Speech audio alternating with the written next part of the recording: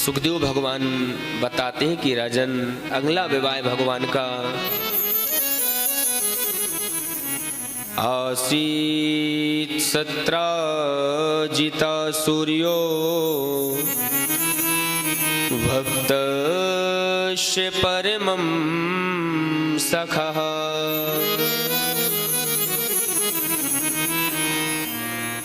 राजन, एक द्वारकापुरी में एक राजा रहा करते थे जिनका नाम था सत्राजित। भगवान सूर्य नारायण के बड़े भक्त थे। सूर्य नारायण भगवान की तपस्या किया करते थे। 10-10, 12-12, 15-15 घंटे भगवान भुवन भास्कर की आराधना किया करते थे।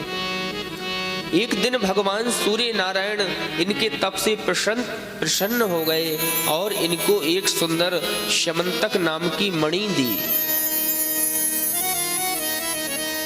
विधि विधान से उसका नित्य यदि पूजन किया जाता तो वो मणि 8 भार सोना नित्य प्रति दिया करती थी, लगभग 4 किलो 800 ग्राम। प्रेम से कहो राधे राधे।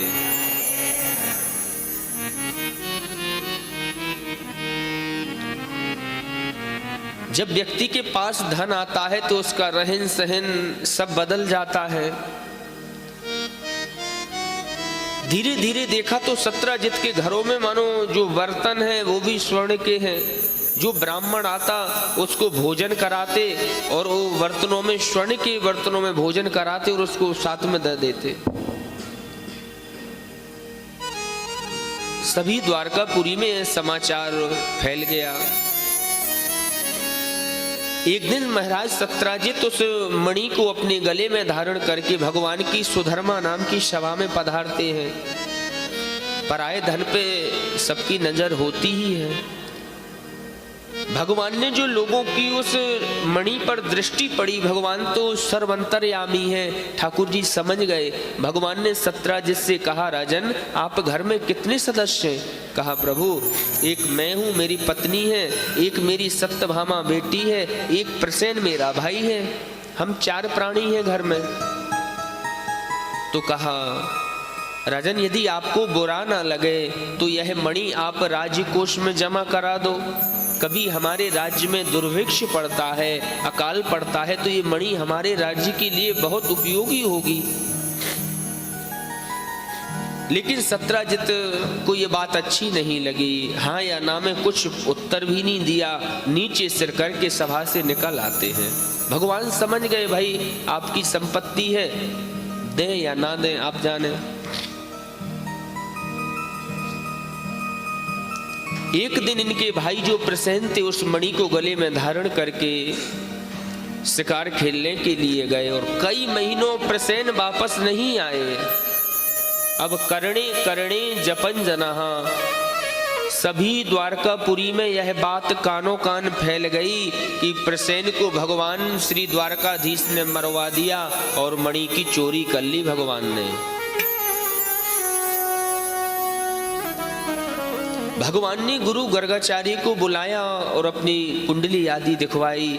तब गर्गाचार्य कहते हैं, हे द्वारकाधीश, आपने भादों शुक्ल पक्ष चतुर्थी का जो चंद्रमा है उसके दर्शन कर ली, इसीलिए आपको कलंक लगा हुआ है।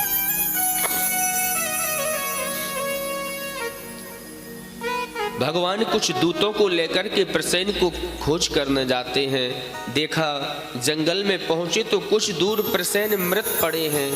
प्रसेन की शव के समक्ष शेर आदि के पैरों के निशान मिले। भगवान उसके माध्यम से और आगे बढ़ते हैं तो कुछ दूर जाकर के देखा वो सिंह भी मृत पड़ा हुआ है। सिंह के पास में देखा तो भालू, रीछ आदि के पैरों के निशान आदि वहां पाए जाते हैं। भगवान मणि को खोजते खोजते ठाकुर जी जम्मू पहुंच गए, जामवंत जी की गुफा में। उस गुफा में भगवान जैसी प्रवेश करते हैं, एक कोई बालिका उस मणि के साथ में खेल रही है। जैसे ही पर पुरुष को अपनी समक्ष आते देख करके वह स्त्री चिल्लाने लगती है जोर जोर से, बचाओ बचाओ बचाओ। उस समय जामवंत जी गुफा में नहीं थे। जैसी जामवंत जी ने सुना, बड़े बड़े पत्थर, बड़े बड़े वृक्ष उखाड़ के और भगवान के ऊपर आक्रमण करने लगते हैं।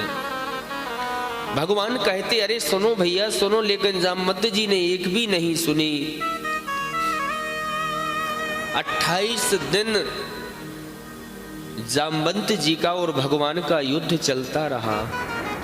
28वें दिन जैसे ही सांझ होने वाली थी, जामवंत जी ने भगवान के वक्षस्थल पर प्रहार किया और ठाकुर जी के वक्षस्थल पर कौस्तुभ मणि आदि के निशान देके जामवंत जी चरणों में गिर पड़े। आप ही हमारे राघवेंद्र हो, आप ही हमारे प्रभु हो।